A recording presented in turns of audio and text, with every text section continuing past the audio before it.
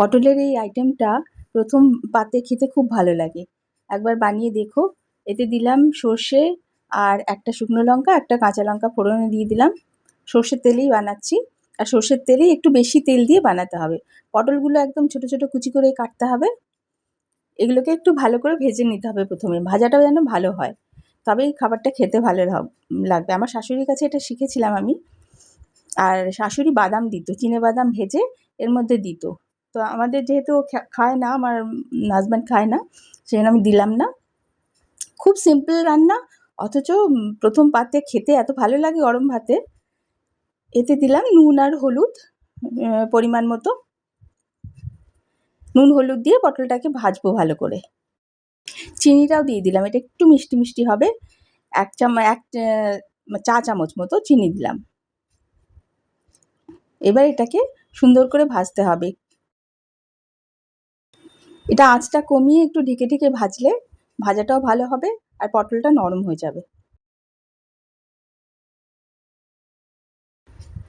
হালকা রং ধরে এসছে, পটলটা মোটামুটি ভাজা হয়ে গেছে। আর একবার ঢেকে রাখবো। একটু যখন নরম হবে পটলটা, ততক্ষণ অবধি নাড়াচাড়া করে নেব।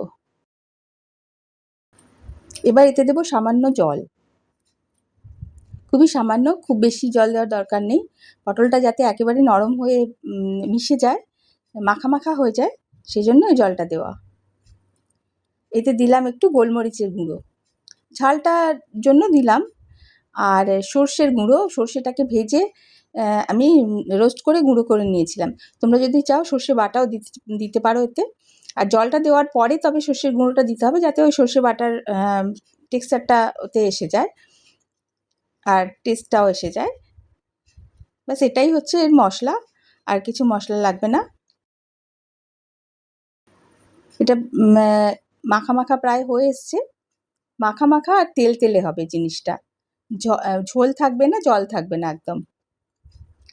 একবার বানিয়ে খেয়ে দেখো, ভীষণ ভাল লাগে। ভাতের সঙ্গে, গরম ভাতের সাথে ভীষণ ভালো লাগে। তো কেমন লাগলো রেসিপিটা আমাকে অবশ্যই জানাবে।